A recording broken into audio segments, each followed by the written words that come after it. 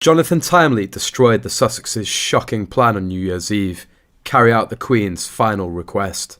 King Charles III's accession to the throne following Queen Elizabeth II's death has thrust extended members of the royal staff as well as the royal family into the spotlight. Mourners who watched the Queen's funeral were full of admiration for the pallbearers, while the Beefeaters who guarded the Queen's coffin during the lying in state received widespread praise. But there's one royal staff member who's caught the eye of people everywhere, Major Johnny Thompson. Major Johnny Thompson of the 5th Battalion Royal Regiment of Scotland is King Charles III's equerry, which is an officer of the royal household who assists members of the royal family. Recently, Prince Harry, who's set to release his hotly anticipated memoir early next year, has faced backlash for being unkind to attack King Charles. Royal author Angela Levin slammed the Duke of Sussex for focusing his attention on his past grievances with the King, rather than on his new family. She alleged that the Duke and Duchess of Sussex want to destroy the royal family.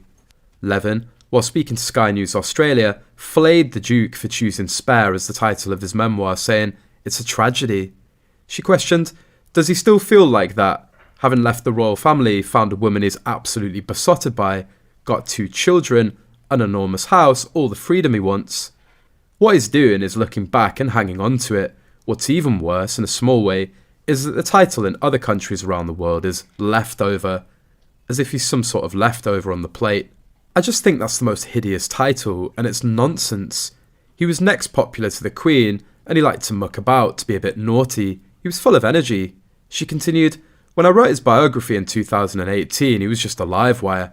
Fantastic with people of all ages, of all sorts, so it sounds so derogatory to call yourself Spare, as if no one wanted you." And I asked the question, does he want to be king? And I'm quite sure 100% he doesn't. He wants his freedom. She added, he wants to do what he wants to do and when he wants to do it, so for goodness sake, after all the therapy he's had, he should start moving on. Levin went on, and to try and attack his parents when King Charles is really grieving for his mother, it's so unkind to do that. There are speculations that Harry has included personal attacks against King Charles and other senior royals in his upcoming biography. In other news, Prince Harry and his wife Meghan Markle have been accused of making fun of the late Queen's wishes by filming a scene of their docuseries in one of the private residences of the royal family. The Spectator's Cara Kennedy says the Duke and Duchess of Sussex, who are constantly complaining about privacy, went against the Queen's wishes in order to attract an audience with their show. Lilibet and Archie's parents were seen drinking tea inside the Queen's private cottage in the controversial Netflix docuseries.